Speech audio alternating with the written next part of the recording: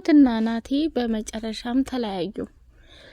ናቲ እጅግ በጣም በሚያሳዝን ሁኔታ ከተመስገን ጋር ፊት ለፊት ሲፋጠጥ፣ ተመስገንም ደግሞ ከአባባ ጋር ሆነና አናቱን ሊለው ሲል ተመስገንም ግቢ ላይ እንጨት ነበርና በሱ በእንጨት አናቱን ሊለው ሲል ትሁቴ ከኋላ መጣች። ትሁት እጅጉን በጣም በሚያሳዝንና በሚገርም ሁኔታ ራሷን መቆጣጠር አቅቷት ፍጥጥ ብላ ቀረች። ትሁቴ እስከ ዛሬ ድረስ ናቲ እያስመሰልና መከራዋን እያበላት የነበረው አደገኛና ከባድ ሰው አባባም የኔ ልጅ የሚጠቅምና የሚጎዳሽን አንቺ ታውቂያለሽ፣ በህይወትሽ ላይ ግን ዋጋ እየከፈልሽ መሄድሽን እወቂው ብሎ አላት። እንዲ አባዬ ምንድን ነው እያልከኝ ያለው? እኔ በፍጹም ከናቴ ተለይቼ መኖር አልችልም እያለች ስታሽቃብጥ፣ አሁን ላይ ናቴ እንደሚጎዳትና እያስመሰለ መሆኑን ተረዳች። ምክንያቱም ከዚህ በፊት ትሁቴ የአባባን ሚስት የአንገቷን ጌጥ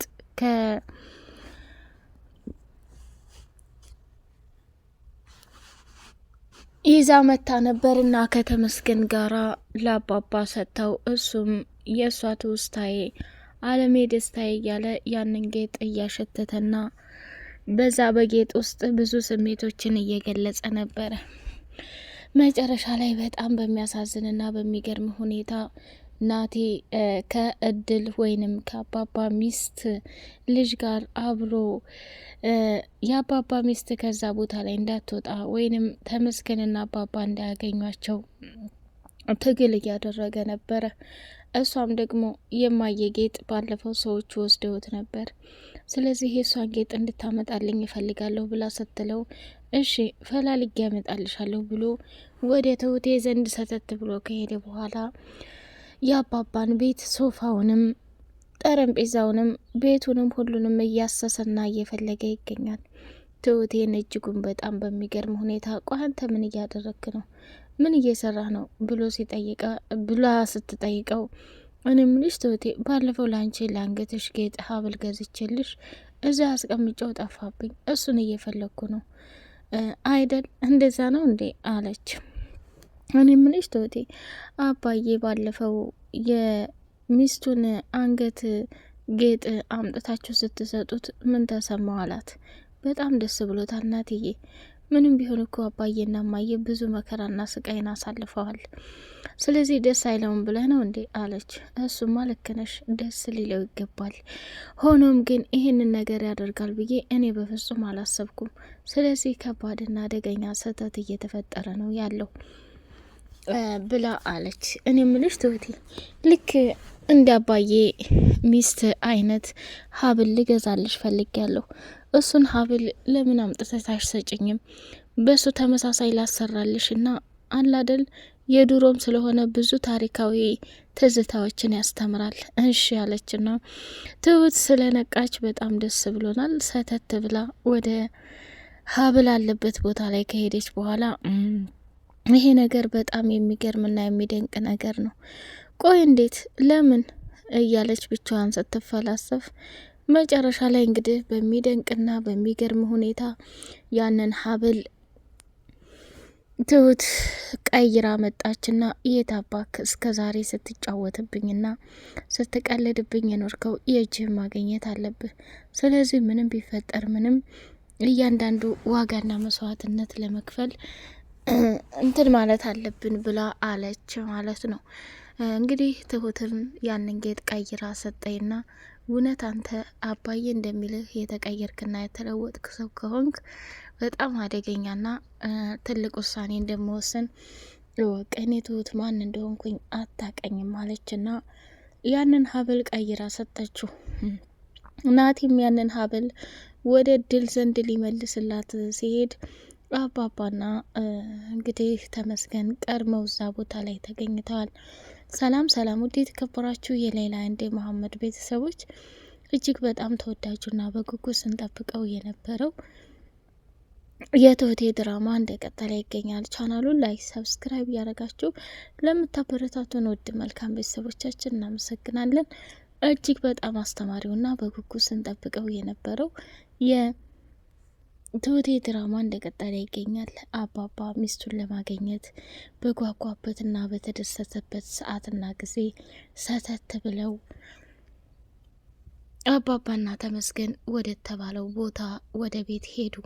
ወደ ቤት ሲሄዱ እንግዲህ እድልን አገኟትና እድልም ደግሞ እባክሽን የልሽ ዛሬ ሚስቴን አይኗን ማየት አለብኝ፣ እንድታገናኘኝ ይፈልጋለሁ።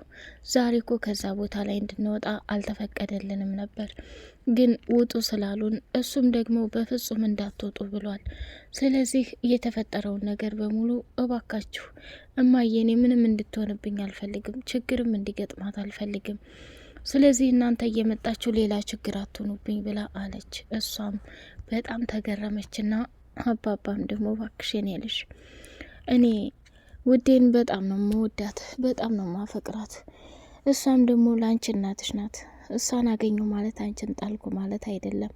ብዙ ዋጋና መስዋዕትነት ከፍላልሻለች አውቃለሁ። ግን እባክሽን የልሽ አይኗን ላያት። እንዴ አይኗን ማየት ምን ዋጋ አለው አባባ?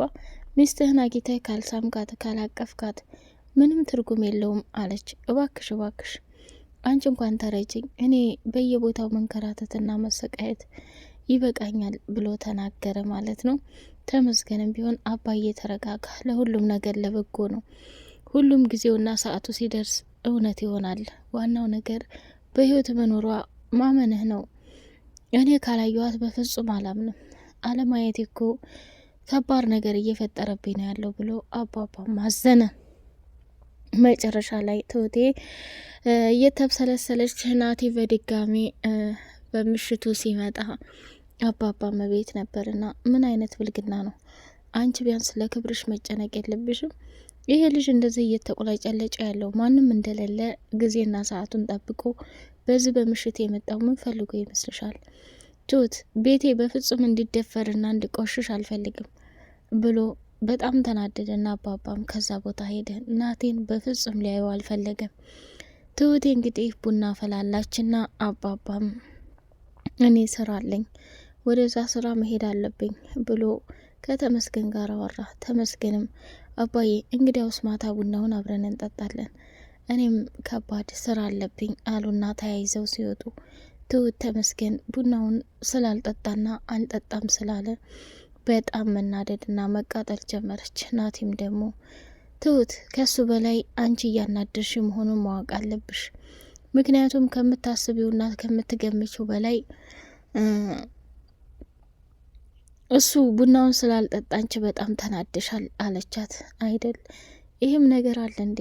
እንደዛ ከሆነማ በጣም በሚያሳዝንና በሚያሰለች መልኩ ከምታስቢውና ከምነግርሽ በላይ ብዙ ችግሮችንና ብዙ ነገሮችን እያለፍን መኖር ይከብዳል ብሎ መናገር ጀመረ ማለት ነው። እጅጉን በጣም በሚያሳዝንና በሚገርም ሁኔታ የተፈጠረውና የተከሰተው ነገር በጣም አደገኛና ከባድ ነገር መሆኑን ያሳያል ማለት ነው። ትሁቴ ከሚባለው በላይ እጅጉን ዋጋና መስዋዕትነት የከፈለችለት እንዲሁም ደግሞ ከሚባለው በላይ ብዙ ነገር ያደረገችለት ናቲ ዛሬ ከረፈፍ ምን ትመስላለች? ነፈዝ እያለ መሳደብ ጀመረ። ትሁት ይህን ሁሉ ቅሌትና ውርደትሽ ብታውቂ ኑሮ ናቲ እስካሁን ድረስ ሲሰራሽ የነበረው ከባድ ስህተት ራሷን ተጠያቂ ያደርጋታል። አባባ ከተመስገን ጋር አባዬ ትሁት ምንም ጥሩ ስሜት እየተሰማት አይደለም፣ ይሄን ነገር ሳታበላሽብን ቶሎ ብለን እማየን ማግኘት አለብን። ያ ተኩላ ልጅ ደግሞ እያንዳንዱ የምናደርገውን ነገር ትሁት ከኛ ይልቅ ለሱ ቅርብ ሆናለች። መጨረሻ ላይ ልቧን አድሙቷትና አስለቅሷት እንደሚሄድ ከባድ ነው። እኔ አሁን ላይ ምንም ነገር አልፈልግም፣ ተወይ ስትል ትቻታለሁ። እመኔ ተመስገን በራሷ መንገድ ሰተት ብላ ወደ አንተ ህይወት እንደምትመጣ ጠብቅ። እኔ መጣች አልመጣች አሁን ላይ የምጋፋ ወይንም ስለ ራኳት ወደ እኔ እንድትመጣ የምፈልግበት ነገር የለም። ትሁት እንድትጎዳ ሳልፈልግ ብዙ ነገር ለመጠበቅ ሞክሬያለሁ። አሁን ላይ ግን እሷም እያገዘች ስላልሆነ ሁሉንም ነገር ትቻለሁ አለና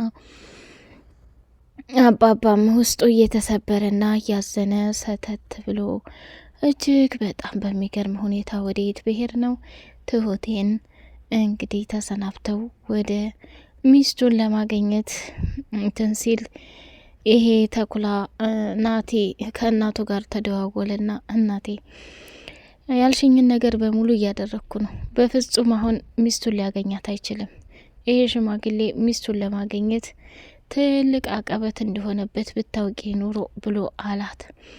የኔ ልጅ ራስን ጠብቅ፣ ነገሮቹ እንደሚስተካከሉ ደግሞ ተስፋ አለኝ ብላ ስትል እሱማ ልክ ነሽ፣ ምንም ነገር አታስቢ፣ እያንዳንዱ የተፈጠሩትን ነገሮች ለእኔ ጣያቸው ብሎ ነው ያለው። አባባም ከተመስገን ጋር እንግዲህ እጅጉን በጣም ደስ የሚል መግባባትና ተመስገንም ለአባባ ከሚባለው በላይ በማገዝና ዋጋ በመክፈል ብዙ መስዋዕት መክፈሉ እጅግ በጣም ያስተምራል ማለት ነው። ሌላው እንግዲህ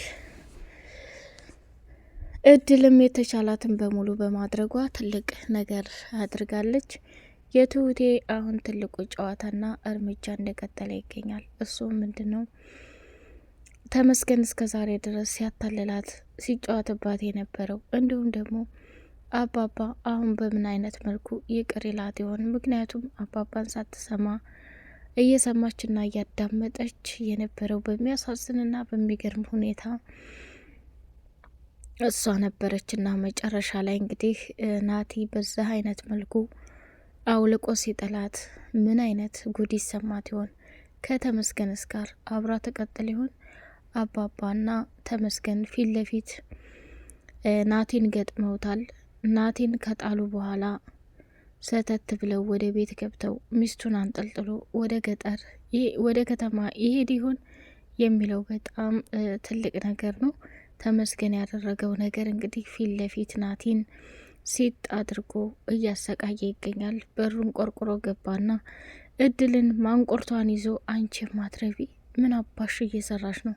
ከነዛ ከሰዎች ጋር እንዴት እንደዚህ ትጫወችብኛለሽ? ብሎ አንገቷን ሲጥ አድርጎ ሲያንጠለጥላት ተመስገን እንግዲህ ከባድና አደገኛ ስህተትን እሱ ላይ ሰርቶበታል ማለት ነው። ውድ የተከበራችሁ የሌላ ኤንድ መሐመድ ቤተሰቦች በቀጣይ ፓርት እስከምንገናኝ ሰላም አለይኩም ወራህመቱላሂ ወበረካቱሁ።